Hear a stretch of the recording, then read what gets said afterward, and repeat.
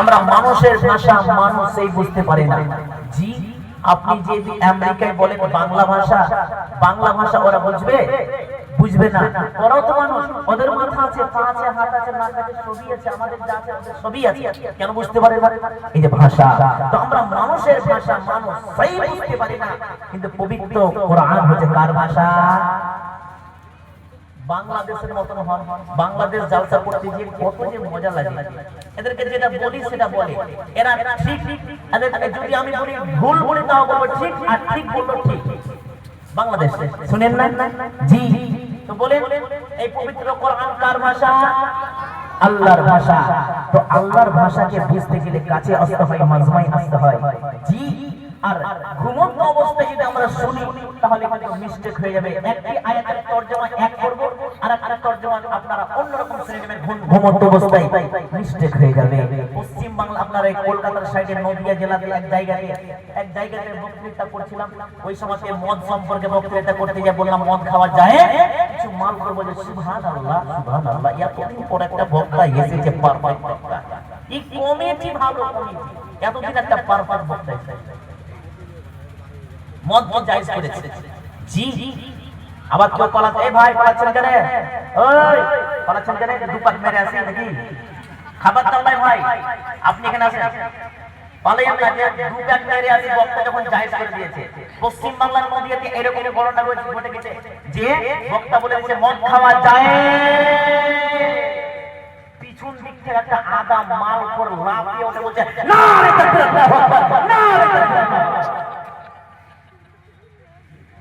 মদ জায়েজ করে দিয়েছে। বক্তা বলেছে জান্নাতে 4টি নদী আছে। কয়টি? 4টি।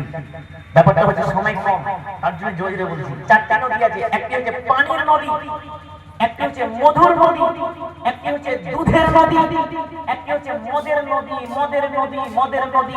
আল্লাহ জান্নাতে মানুষকে মদ খাওয়াবে, ও মালখোর আবার লাফিয়ে উঠে বলছে নারে তাকবীর, আল্লাহু আকবার, নারে তাকবীর, আল্লাহু আকবার। কমিটির লোক গিয়েছে ওর কাছে, বে এত তকবীর কেন দিচ্ছিস? তোর পাছায় চুলকানি এত কেন? কি হয়েছে তো তকবীর কেন দিচ্ছিস? বলছে এই হুজুর কি বললে শুনছিস? মানে ওদিককার মাল, ওদিককার মানুষ আলেমদেরকে বক্তাদেরকে হুজুর বলে। হুজুর কি বললে শুনলি? আল্লাহ নিজেই জান্নাতে মদ খাওয়াবে। ওবে দুনিয়ার মাল খেয়ে যদি প্র্যাকটিস না করিস তাহলে জান্নাতে খাবি কি? দুনিয়ার মাল খেয়ে যদি প্র্যাকটিস এখন থেকে না করি জান্নাতে খাবি কি? হ্যাঁ, হাসি লাগছে রে বাবা? বিহে দেব কেঁদে মরে যাবে। হাসিস না বেশি, দাঁত খুলে পড়ে যাবে। বিহে দেব কেঁদে মরে যাবে। যারা বিহে করেছে ওরা জিজ্ঞাসা কর কত অশান্তিতে আছে। সুবহানাল্লাহ। তো আসলে ব্যাপারটা মদকে জায়েজ করে দিয়েছে, এর হারামটা করে দিন। আপনারা একবার খেতে আপনারা শুরু করবেন, কালকে থেকে শুরু করবেন মদ খেতে। কোন ক্ষেত্রে জায়েজ? জায়েজ ওই ক্ষেত্রে আপনারা এই ঠান্ডার মৌসুমে ঠান্ডা লাগে মানুষকে না? ঠান্ডা লাগে কি লাগে না? লাগে। কোথায় যান? কোথায় যান ঠান্ডা লাগতে পারে? কোথায়? ডাক্তারের কাছে। আগুনে ধাপ মারবে নাকি বাবা? কি আছে আগুনে যাও? হাই হাই কি অবস্থা! সব খেয়েছে মাথা মনে হয় মেয়ে ছেলেতে। তো ডাক্তারের কাছে যাবে, ওই ডাক্তারে আপনাকে লিখে দিয়েছে সিরাপ, সবুজ রঙের একটা সিরাপ থাকবে দেখবেন। জি, এবং হেমাপতি ওষুধ খান। হেমাপতি ওষুধ অতি অ্যালকোহল থাকে। অ্যালকোহল মানে অ্যালকোহল মানে কি? মদ। ওই ওষুধে অ্যালকোহল থাকে, হেমাপতি ওষুধে অ্যালকোহল থাকে, আর অ্যালকোহল মানে হচ্ছে মদ। আর আপনি যদি বলেন আমি এই জিনিসটা খাবো না, এতে মদ মিশা আছে, ডাক্তারে বলবেন না খাবি, ঢুকে যাবে। বাধ্য হয়ে বিসমিল্লাহ বলে ওই অ্যালকোহল যুক্ত মদ যুক্ত জিনিস খেতে হয়। আর ওই ক্ষেত্রে মহান আল্লাহ জায়েজ করেছে, বান্দা অসুখে পড়েছিস ওই জিনিসটা তোকে খেতে হবে, খা। আমি আল্লাহ গুনাহ লিখব না। ওই যে লম্বা খাম্বা গোলমানা ওগুলা হারাম করা আছে ভাইজান। এতক্ষণ পর্যন্ত যারা হয়তো খাই মানে মনে বলছে একটা বক্তা এসেছে। জি না ভাই, ওগুলা খাবেন না। এই ক্ষেত্রে ওষুধের ক্ষেত্রে যায়। জি, তো আমি কি বলছিলাম? পবিত্র কোরআন হচ্ছে আল্লাহর ভাষা। আল্লাহর ভাষাকে বুঝতে গেলে খুব ধ্যান দিয়ে বুঝতে হয়। চলেন আমার আল্লাহ কি বলছেন শুনে আসি। বিসমিল্লাহির রাহমানির রাহিম। ওয়ামা খালাকতুল জিন্না ওয়াল ইনসা ইল্লা লিয়াবুদুন। আমার আল্লাহ বলেন, এই পৃথিবীর মানুষ আমি তোমাকে পৃথিবীতে পাঠালাম। আমার আল্লাহ বলছেন তোমাদেরকে পৃথিবীতে পাঠালাম। এই যে কথাটা রয়েছে এটা হচ্ছে কোশ্চেনবাদ। কেন পাঠালেন, কি উদ্দেশ্যে পাঠালেন? প্রত্যেকটা কাজের পিছনে দেখেন একটা উদ্দেশ্য থাকে, আর উদ্দেশ্যবিহীন হচ্ছে পাগলের কাজ। পাগল হাসবে, গান গাইবে, পাগল কথা বলবে, পাগল নাচবে, পাগল গালি দিবে। পাগলকে জিজ্ঞাসা করিয়েন, পাগল হাসছো কেন, পাগল কাঁদছো কেন, পাগল নাচছো কেন? পাগল কিছু বলবে না, তার কারণ পাগলের উদ্দেশ্য থাকে না। আজকে যে আপনারা এখানে দাঁড়িয়ে আছেন, বসে আছেন, আচ্ছা আপনারা কি পাগল যে বাড়িতে এই ঠান্ডার দিনে স্ত্রীকে ছেড়ে দিয়ে এখানে এসে বসে আছেন? আপনারা পাগল? না। আমি যে ওই ঝাড়খণ্ড থেকে চলে এসেছি, আমি কি পাগল? না। এই যে প্যান্ডেল তৈরি করেছে, এই যে মাইক, এই যে টেবিল রাখা আছে, চেয়ার রাখা আছে, মাইক ফিট করেছে, আচ্ছা জালসার কমিটি, মসজিদ কমিটিকে পাগল হয়েছে? পাগল ভাই। তাহলে প্রত্যেকটা কাজের পিছনে একটা উদ্দেশ্য আছে। জি অবশ্যই আছে। আপনারা হয়তো জ্ঞান পিপাসী, বিভিন্ন জায়গা থেকে এখানে এসে বসে আছেন। আমাদের ঝাড়খণ্ড থেকে একটা বক্তা আসছে, বদিউজ্জামান তাহিরি, ওর মুখ থেকে একটা কোরআন এবং হাদিস এবং সুন্দর সুন্দর গজলগুলো শুনবো, এর জন্য আপনারা বসে আছেন। এই মসজিদ কমিটি যে মসজিদের জন্য জালসা করেছে, কেন? মসজিদের আজকে ছাদ ঢালাই হতে পারে, প্লাস্টার হতে পারে, মার্বেল হতে পারে, তাহলে মসজিদের উন্নতি কল্পে এই জালসাটা এরা সাজিয়েছে। এদেরও কথা বুঝতে পারলেন? আমার আল্লাহ আমাদেরকে কেন তৈরি করেছে? আমরা তো আমাদের ভাষা বুঝতে পেরে গেলাম, আল্লাহ আমাদেরকে কেন তৈরি করলেন? জি চলেন দুইটি বাক্য আপনারা মাথায় নিয়ে নেন। আমি আপনাকে দুইটি বাক্য দিচ্ছি, এটা পাখিতে ভরে নেন, মাথায় ভরে নেন, পটলি করে বাড়ি নিয়ে চলে যান। ওটি প্রত্যেক দিন আপনি রাতে ঘুমাবার সময় এটি খাবেন, ইউজ করবেন। বাক্যটি কি? আপনি এখান থেকে যখন বাড়ি যাবেন, যে উযু করবেন, উযু করার পরে বালিশে মাথা দিয়ে ঘুমাবেন, বালিশে মাথা দিয়ে শুয়ে থাকবেন।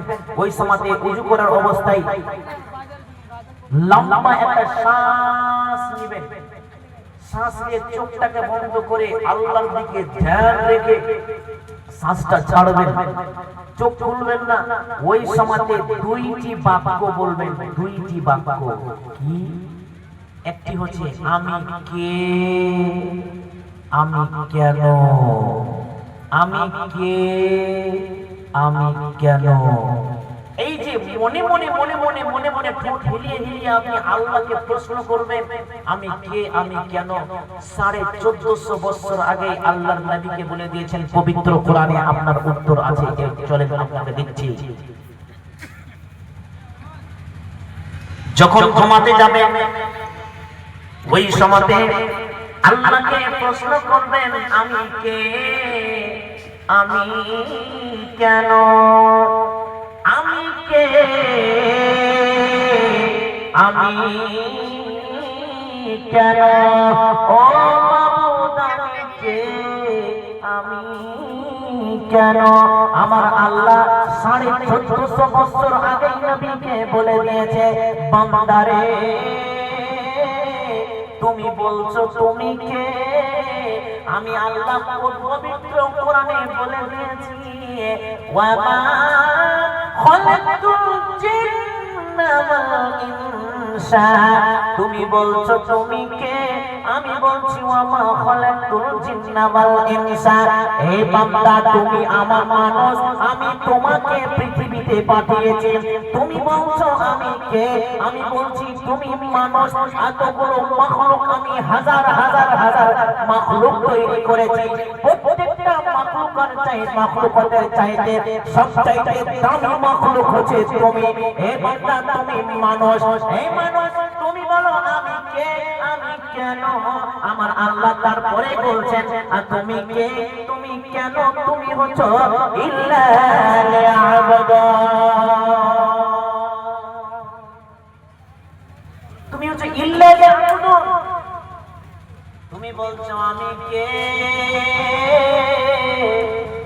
আল্লাহ বলছেন ওয়ামা খালাকুল জিন্না ওয়াল ইনসা, আমি বলছি আমি কেন?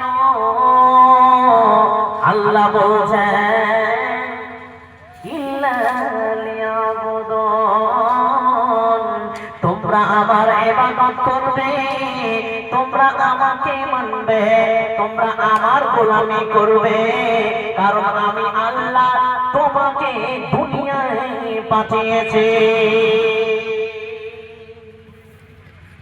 কথাগুলো বুঝার চেষ্টা করবে। কোরআনের আয়াতের তরজমা করছি খুব চতুর্দিক থেকে উদাহরণ দিয়ে আপনাকে বোঝানোর চেষ্টা করছি। চলে এই যে ইল্লা লিয়াবুদুন যে শব্দটি ভাইজান, আপনার দাঁড়িয়ে কিনে আছেন, অসুবিধা আছে নাকি? টাকা পাবেন নাকি আমার কাছে? টাকা পাবেন তো পরে বলবেন বাবা, বুঝে যাও। দাঁড়িয়ে বাবা, তুমি কেন দাঁড়িয়ে আছো? পাশে ফোড়া হয়েছে নাকি? গলিয়ে দেবো, বুঝে যাও। এই ইল্লা লিয়াবুদুন শব্দটি আল্লাহ এত সুন্দর করে সাজিয়েছেন পবিত্র কোরআনে, গোটা পৃথিবী এই ইল্লা লিয়াবুদুনের মধ্যে ঢুকে যাবে। ঢুকিয়ে দেব, দেখবেন, দেখেন ঢুকাচ্ছি। বিসমিল্লাহির রহমানির রহিম। আমার আল্লাহ বলছেন, রে পৃথিবীর মানুষ, আমি তোমাকে দুনিয়ায় পাঠিয়ে দিয়ে ছেড়ে দিইনি।